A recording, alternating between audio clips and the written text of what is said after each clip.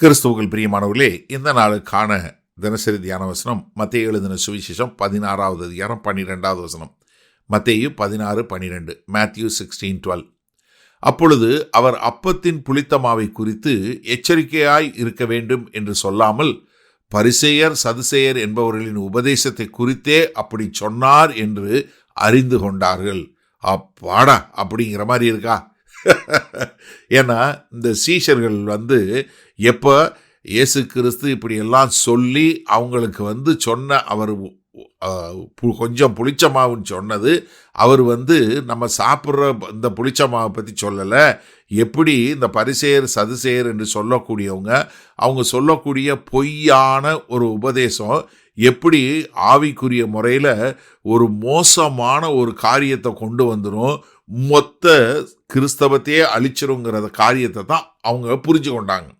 ஏன்னா இந்த மத தலைவர்கள் என்ன பண்ணாங்க, அந்த காலத்தில் தேவனுடைய வார்த்தையை என்ன மனுஷருடைய பாரம்பரியத்தினால இல்லை, அவங்க என்ன பண்ணாங்க, சுயநீதியினால இல்லை மாய்மாலமான காரியங்கள்னால அதை அவமாக்கி போட்டாங்க. அதனால தான் இங்கே ஆண்டவர் என்ன சொல்லி கொடுக்குறாரு, எப்பா நீங்கள் ரொம்ப ஜாக்கிரதையாக இருக்க வேண்டும். அப்போ ஒரு உண்மையான சீஷன் எப்படிப்பட்டவனாக இருக்கணும், இயேசு கிறிஸ்து சொல்லக்கூடிய உபதேசங்களை சரியான முறையில் பகுத்தறிந்து அதை சரியான முறையில் தன்னுடைய வாழ்க்கையில் கையாடக்கூடியவனாக இருக்கணும்.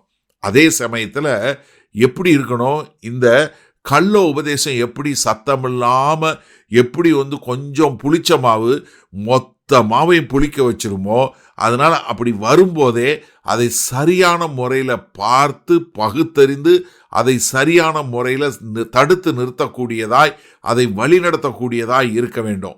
அப்போ என்னன்னா, இந்த சீஷர்கள் எங்கேருந்து போயிட்டாங்க, முதல்ல குழப்பத்தில் இருந்தாங்க, இப்போ தெளிவுக்கு வந்துட்டாங்க.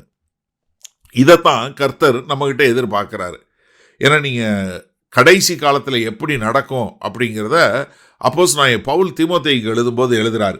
2 தீமோத்தேயு 4வது அதிகாரம் 3வது வசனம் 4வது வசனம் பாருங்கள். கடைசி காலத்தில் எப்படியெல்லாம் மக்கள் வருவாங்க அப்படின்னு சொல்லும்போது, அவர்கள் எப்படி இருப்பாங்க, ஆரோக்கியமான உபதேசத்தை பொறுக்க மனதில்லாமல் செவித்துணவுள்ளவர்களாகி தங்கள் சுய இச்சைகளுக்கேற்ற போதகர்களை தங்களுக்கு திரளாக சேர்த்து கொண்டு. என்ன ஆரோக்கியமான உபதேசம், சவுண்டு டாக்டரின் கிடையாது. அவங்க என்ன கேட்கணும்னு நினைக்கிறாங்களோ அப்படிப்பட்ட காரியம் உள்ள போதகர்களை தேடி சத்தியத்துக்கு செவியை விளக்கி கட்டுக்கதைகளுக்கு சாய்ந்து போகும் காலம் வரும்.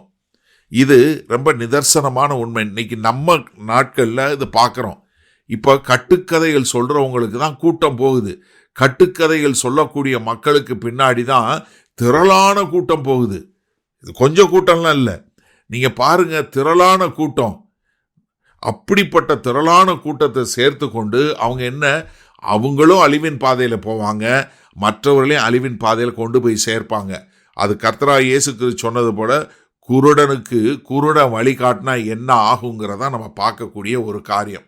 சரி, இந்த நாளில் இந்த வசனத்தை நம்ம எப்படி எடுத்துக்கொள்வது? அதாவது நீங்கள் ஒரு நிமிஷம் நல்லா புரிஞ்சு கொள்ளுங்க. இந்த பெரிய பெரிய சபைகளுக்கு எனக்கு எதிரானவன் கிடையாது. ஆனால் இந்த பெரிய சபைகள் பூரா வந்த உடனே அவர்கள் இந்த மனம் திரும்புறதை பற்றியே பேச மாட்டாங்க. நீங்கள் நல்லா வேணாலும் பாருங்கள், நான் சவாலே விடுறேன். நீங்கள் எல்லாருமே ஒரு 10,000 பேர் இல்லை 5,000 பேருக்குள்ள சபைக்கு மேலே உள்ளவங்களை எடுத்து பாருங்கள். அவங்க நீ மனம் திரும்பி பரலோக வாழ்க்கை வாழ்ன்னு சொல்லவே மாட்டாங்க. ஏன்னா மனம் திரும்பி போயிடுவான், அதனால் இவங்க சொல்லவே மாட்டாங்க. ரொம்ப அதனால தான் சொல்கிறேன், நீங்கள் எந்த ஒரு வார்த்தையாக இருந்தாலும் அந்த வசனம் எதற்காக சொல்லப்பட்டிருக்கிறது, யாருக்காக சொல்லப்பட்டிருக்கிறது என்பதை உணர்ந்து சரியான முறையில் நம்ம செய்யணும். இப்போ நான் ஒரு சின்ன உதாரணம் சொல்கிறேன், உங்களுக்கு இப்போ புரியும். இப்போ ஒரு சாப்பாடு சாப்பிட்றீங்க, சாப்பிட்டுட்டே இருக்கிறீங்க. அப்போ புதுசாக ஒரு சாப்பாடு வைக்கிறாங்க, இல்லை ஒரு காயோ இல்லை ஒரு கூட்டு வைக்கிறாங்க. அதை எடுத்து வாயில் வச்ச உடனே உங்களுக்கு தெரியும் அது சரியில்லைன்னு, இல்லை அது காரமாக இருக்குன்னு. ஆனால் ஒரு சிலர் நம்ம என்ன செய்வோம், காரமாக இருக்குன்னு கொஞ்சம் தயிர் கொடுங்கன்னு சொல்லி தயிரை போட்டு அந்த காரத்தை சாப்பிட பார்ப்போம். ஆவிக்குரிய முறையில் என்ன தெரியுமா, இந்த காரமாக இருக்குது பரவாயில்ல, அவர் மீதியெல்லாம் நல்லா தானே சொல்கிறாரு, இது ஒன்று தானே தப்பு பண்ணுறாரு. இல்லவே இல்லை. நீங்கள் என்னன்னா கள்ள உபதேசத்தை ஆரம்பத்திலே கண்டுபிடிச்சு அதை தள்ளி வைக்க வேண்டும். அதனால தான் நீங்கள் என்ன வாயில் உள்ளே போடுறீங்க. ஏன்னா இப்போ நீங்கள் வந்து ஒரு சின்ன ஒரு இது வந்தாலே எப்படி வரும், கொஞ்சம் கொஞ்சமாக அது முழுவதுமாக வருது இல்லையா? அதே மாதிரி நம்ம என்ன பண்ணணும்னா, எதை சாப்பிட்றோங்கிறத நம்ம எவ்வளவு ஜாக்கிரதையாக இருப்போமோ அதே போல் நம்ம எண்ணங்களுக்குள் என்ன போவது என்பதை மிக ஜாக்கிரதையாக கையாள வேண்டும். வாய்க்குள்ளே போகிறது, வயிற்றுக்குள்ளே போகிறத நம்ம இவ்வளோ ஜாக்கிரதையாக இருக்கோமே, அப்போ நம்முடைய எண்ணங்களுக்குள்ளே போகிறதற்கு எவ்வளவு ஜாக்கிரதையாக இருக்கணும். அதனால தான் நான் எப்பயுமே சொல்லுவேன், நீங்கள் செமிக்கிறதுக்கு முன்னாடி எதை சாப்பிட்றீங்கன்னு பாருங்கள். மகா கிருபையும் இரக்கம் நிறைந்த எங்கள் அன்பின் தகப்பனே, இந்த அருமையான நல்ல நாளுக்காய் நன்றி. இந்த செய்தியை கேட்டுக்கொண்டு இருக்கிற ஒவ்வொருவரும் தாங்கள் எதை தங்களுக்குள்ளே விட்டு கொண்டு இருக்கிறாங்க? ஆரோக்கியமான உபதேசத்தையா, இல்லை சுயநீதி, இல்லை அவர்கள் மாய்மாலமான வாழ்க்கை, இப்படிப்பட்ட காரியங்களையா?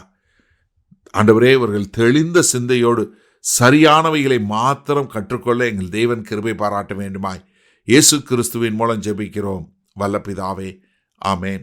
கர்த்தர் உங்களை ஆசீர்வதிப்பாராக. நாம் இன்று மாலை மண்ணால் சந்திப்போம்.